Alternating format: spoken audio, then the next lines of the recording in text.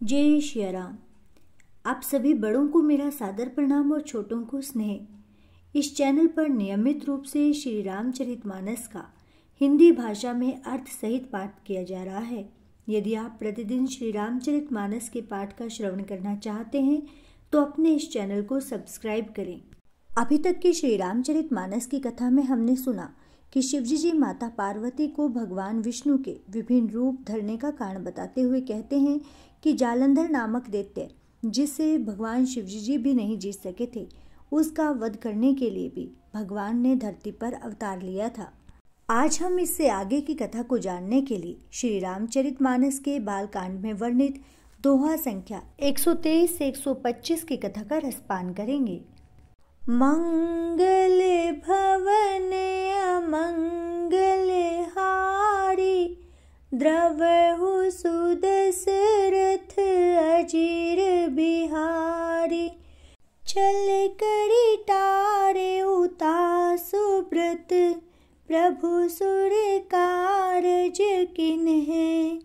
जब ते ही जाने मरम तब, श्राप कोप करे दिन। सियावर रामचंद्र की जय, पवन सुत हनुमान की जय। हरे हरे महादेव की जय। अर्थात प्रभु ने छल से उस स्त्री का व्रत भंग कर देवताओं का काम किया। जब उस स्त्री ने यह भेद जाना तब उसने क्रोध करके भगवान को शाप दिया। तासु श्राप हरि दिन है प्रमाना, कौतुक निधि कृपाल भगवाना। तहाँ जलंधर रावण भयउ, रणहति राम परम पद देउ। अर्थात लीलाओं के भंडार कृपालु हरि ने उस स्त्री के शाप को प्रामाण्य दिया, यानी स्वीकार कर लिया। वहीं जलंधर उस कल्प में रावण हुआ, जिसे श्री रामचंद्र जी ने युद्ध में मारकर परम पद दिया। एक जन्म कर कारण हा, जेहि लगी राम धरी नर देहा। प्रति अवतार कथा प्रभु केरी, सुनु मुनि बरनि कभी न घनेरी। अर्थात एक जन्म का कारण यह था जिससे श्री रामचंद्र जी ने मनुष्य देह धारण किया। हे भरद्वाज मुनि, सुनो, प्रभु के प्रत्येक अवतार की कथा का कवियों ने नाना प्रकार से वर्णन किया है। नारद श्राप दिन है एक बारा, कल्प एक तेहि लगी अवतारा। गिरिजा चकित भई सुनी बानी, नारद विष्णु भगत पुनि ज्ञानी। अर्थात एक बार नारद जी ने शाप दिया, अतः एक कल्प में उसके लिए अवतार हुआ। यह बात सुनकर पार्वती जी बड़ी ही चकित हुई और बोली, नारद जी तो विष्णु भक्त और ज्ञानी हैं। कारण कवन श्राप मुनि दिनहा, कापराध रमापति किन्हा। यह प्रसंग मोहि कहु पुरारी, मुनि मन मोह आचरज भारी। अर्थात मुनि ने भगवान को शाप किस कारण से दिया? लक्ष्मीपति भगवान ने उनका क्या अपराध किया था?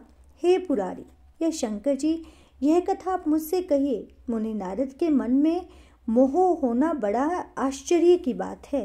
बोल बिहासी महेश तब, ज्ञानी मूढ़ न कोई।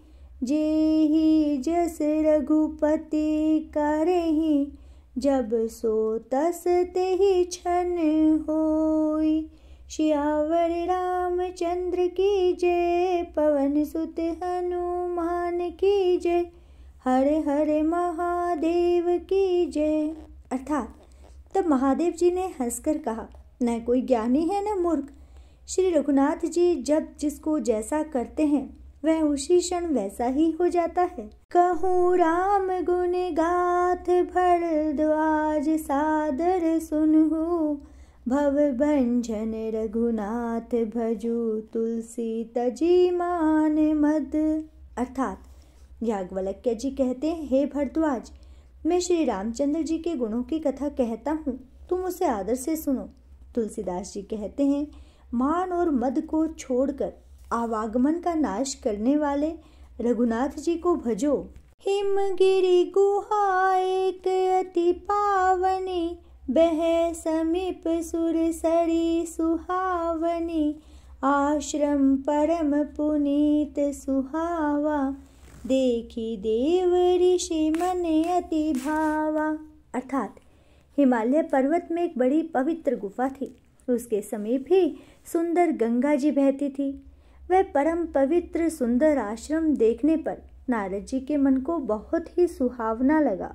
निरखी सैल सरी विपिन विभागा, भ्यौ रमापति पद अनुरागा, सुमिरत हरि श्राप गति बाधी, सहज विमल मन लागी समाधि।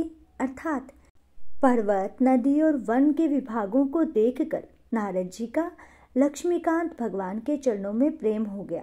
भगवान का स्मरण करते ही उनके जो शाप उन्हें दक्ष प्रजापति ने दिया था, जिसके कारण वे एक स्थान पर नहीं ठहर सकते थे, उनकी गति रुक गई और मन के स्वाभाविक ही निर्मल होने से उनकी समाधि वहीं लग गई। मुनि गति देखी सुरेश डेराना, काम ही बोल किन्हें सन्माना, सहित सहाय जाहु मम हेतु, चले हर्षि जलचर केतु। अर्थात नारद मुनि की यह तपोमय स्थिति देखकर देवराज इंद्र डर गए। उसने कामदेव को बुलाकर उनका आदर सत्कार किया और कहा कि मेरे हित के लिए तुम अपने सहायकों सहित नारद जी की समाधि को भंग करो, जाओ। यह सुनकर मीनध्वज कामदेव मन में प्रसन्न होकर चल पड़ा।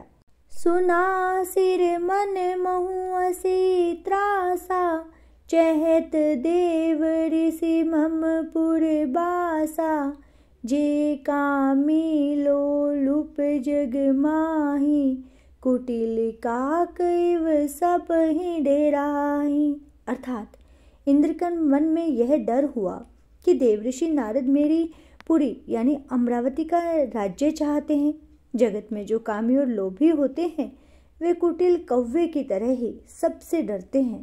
सुख हार ले भाग सठ, सवान निरखी मृगराज, छिनी ले जनी जान जड़, तिमी सुरपत ही न लाज। सियावर रामचंद्र की जय, पवन सुत हनुमान की जय, हर हर महादेव की जय। अर्थात जैसे मूर्ख कुत्ता सिंह को देखकर सूखी हड्डी लेकर भाग जाता है और वह मूर्ख यह समझता है कि कहीं उस हड्डी को सिंह छीन ना ले, वैसे ही इंद्र को नारद जी मेरा राज्य छीन लेंगे ऐसा सोचते हुए लाज नहीं आई। तेहि आश्रम ही मदन जब गेऊ, निज माया बसंत निर्मेयु, कुसुमित विविध बिटप बहुरंगा, कूजहि कोकिल गुंजहि भृंगा। अर्थात जब कामदेव उस आश्रम में गया तब उसने अपनी माया से वहां वसंत ऋतु को उत्पन्न किया। तरह तरह के वृक्षों पर रंग बिरंगे फूल खिल गए, उन पर कोयलें कूकने लगी और भौरे गुंजार करने लगे। चली सुहावनी त्रिपद बयारी, काम कृशानु बढ़ावनी हारी, रंभादिक सुर नारी नबीना, सकल असमसर कला प्रवीणा। अर्थात कामाग्नि को भड़काने वाली तीनों प्रकार की शीतल, मंद और सुगंध सुहावनी हवा चलने लगी। रंभा आदि नवयुवती देवांगनाएं जो सब की सब काम कला में निपुण थी, करे ही गान बहुतान तरंगा, बहुविधि क्रीडहि पानी पतंगा, देखी सहाय मदन हर्षाना, किन्हे सि पुनि प्रपंच विधि नाना। अर्थात वे बहुत प्रकार की तानों की तरंग के साथ गाने लगी और हाथ में गेंद लेकर नाना प्रकार के खेल खेलने लगी। कामदेव अपने इन सहायकों को देखकर बहुत ही प्रसन्न हुआ और फिर उसने नाना प्रकार के मायाजाल किए। काम कला कछु मुनिहीन व्यापी, निज भय डरे मनोभव पापी। सीम की चापी सकई को तासु, बड़ रखवार रमापति जासु। अर्थात परंतु कामदेव की कोई भी कला मुनि पर असर नहीं कर सकी। तब तो पापी कामदेव अपने ही नाश के भय से डर गया। लक्ष्मीपति भगवान जिसके बड़े रक्षक हों, भला उसकी सीमा या मर्यादा को कोई दबा सकता है। और इसके साथ ही आज की कथा संपूर्ण होती है। कल आगे की कथा का रसपान करने के लिए हमसे जुड़े रहें तथा अपने इस चैनल को सब्सक्राइब करें। श्री रामचरितमानस के पाठ के बाद श्री रामचरितमानस की आरती अवश्य सुनें। आप यह आरती डिस्क्रिप्शन बॉक्स में दिए गए लिंक से भी सुन सकते हैं। जय श्री राम।